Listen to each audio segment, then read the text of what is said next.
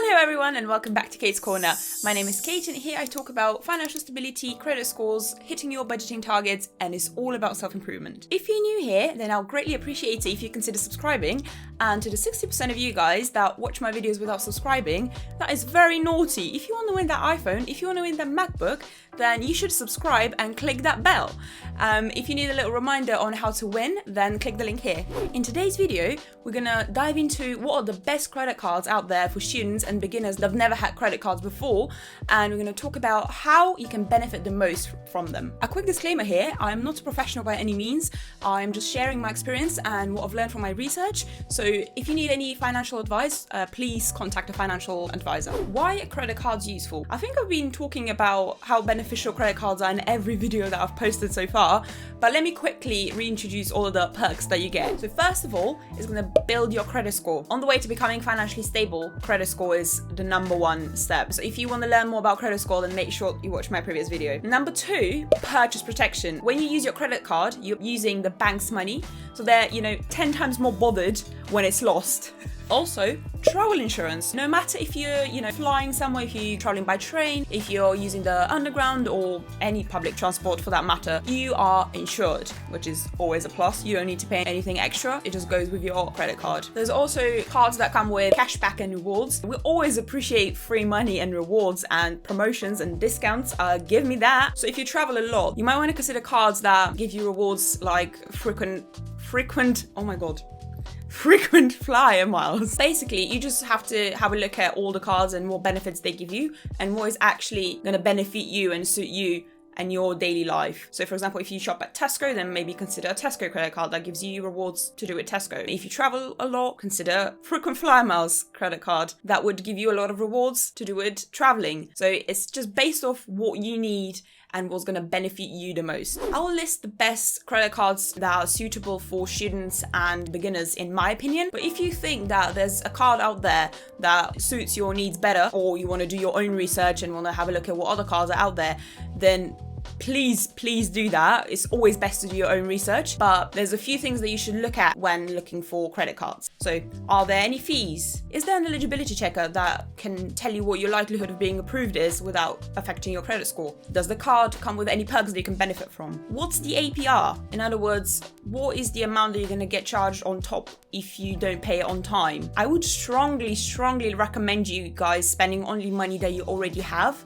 so that you don't ever have to pay anything on top, so that you shouldn't really be bothered by a high APR, because you should never really have to pay that. Make sure you always pay your debt in full so that you never get charged an interest rate. APR is usually variable, so it's going to depend on your credit history, how good your credit score is, how well you manage your money. So the number that comes up once you Google it, that's not going to be the final number that you're going to get. Not necessarily anyway. You might still get it, but first they're going to do a thorough background check on you, and then they will send you the terms and conditions where you get the actual APR. What's the estimated initial credit limit that you might get, which will also vary depending on your credit score and credit history and all of that. So for example, if you have little to no credit history, if you have a history of missed payments, or you have applied for a lot of credit in a short period of time, then if you get approved for a credit card, you are more likely to get high APR and low credit limit. However, if you are paying your debt on time and you're being financially responsible, then you're more likely to get lower APR with high credit limit, as in the eyes of the lender, you look very reliable. And there's a very easy way where you can just get a list of credit cards that you are likely to get approved for. If you just log in on Experian or ClearScore or Credit Karma, and you fill in your details, and it's gonna just come up with a list of cards that you are likely to be approved for. Unfortunately, students and beginners are likely to have a lower credit score and therefore less likely to be approved for reward credit cards. But thankfully, there are credit cards that target students and beginners, and these cards are called credit building cards. They usually don't come with perks.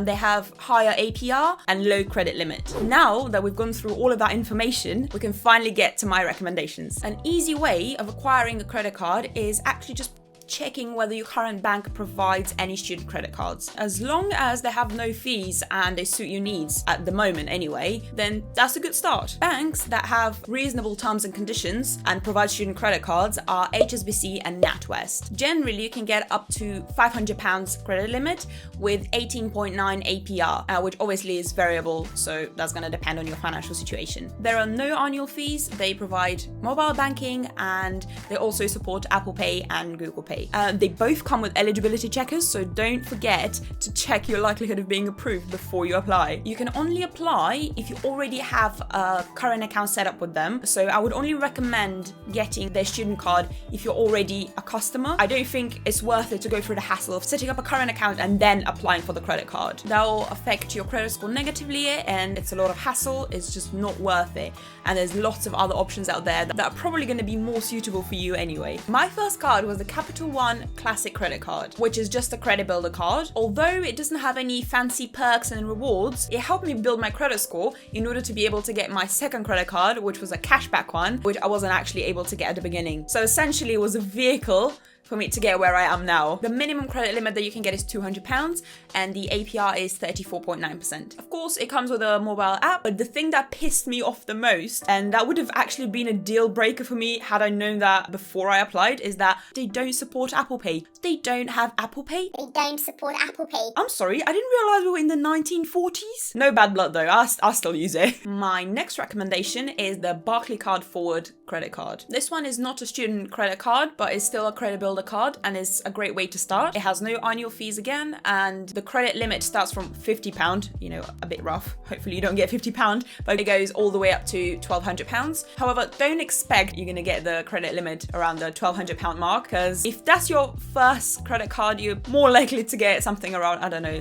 300, 400, that's more doable. Some of my friends already have this card. One of them got 250 and my other friend got £400, which is, you know, a decent amount for a first credit card. It comes with APR of around 33.9%, which is again variable. It depends on you. And to be honest, all of them credit builder cards, they all say, oh, we're gonna review your account and we're gonna give you more credit limit. We're gonna increase your credit limit in, 6 to 12 months. You're gonna get more money. Yeah, no, that's never been the case. None of my friends, not me. I've been using my CapitalOne for over a year now.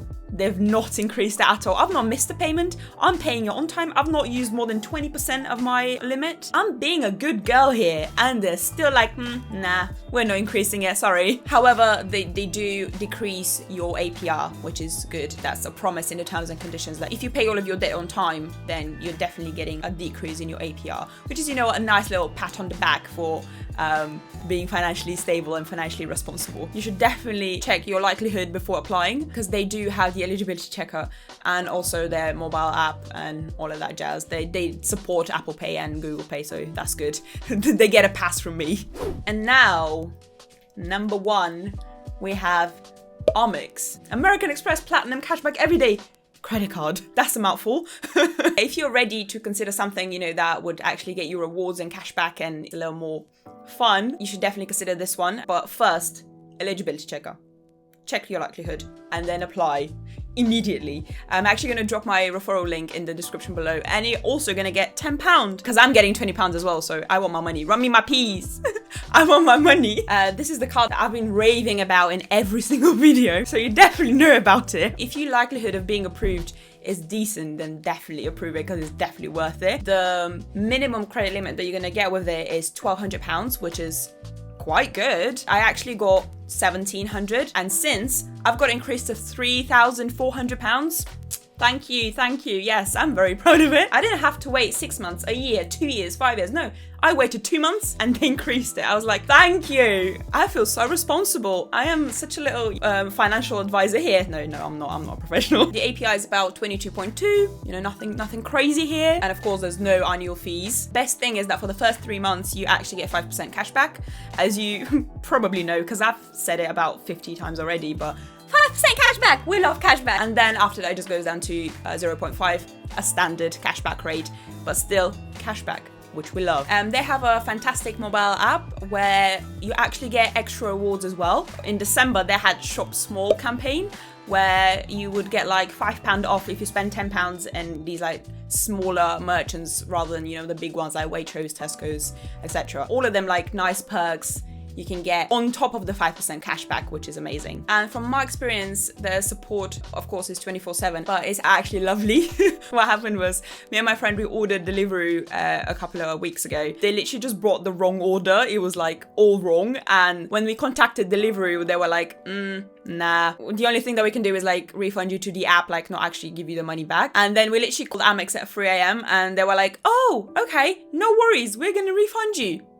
We got food for free, which I'm not promoting, but if you ever get in a situation where you're not happy with a service, then Amex will always have your back. Then again, there's the travel insurance, purchase protection, there's 24/7 support. What is there not to like? All of these reasons that I've just mentioned is why it makes it my #1 credit card that I will always recommend. So the only thing that you should keep in mind is that it's not as widely accepted as Visa and MasterCard. However, I've not really struggled a lot, as all the places that I've been to usually support it, and if they don't, then I go to my CapitalOne, which is my #2. I hope you at least have a look at some of the cards. Hopefully you're gonna get your Amex, but first check your likelihood. Don't just apply, because that's gonna be bad for your credit score if you get rejected. We don't like rejections. We're all about getting accepted. We don't like rejections here. So I hope you guys enjoyed my video. I hope you get a credit card. I hope that you spend your money wisely. So if you do get a credit card, this is not an excuse for you to max it out. All right? We pay everything in full. We want utilization of 20% and not more, all right? And yeah, I hope you guys enjoyed my video. Give it a thumbs up, subscribe, like, share it with everybody. And yeah, I'll see you guys in my next one. Bye.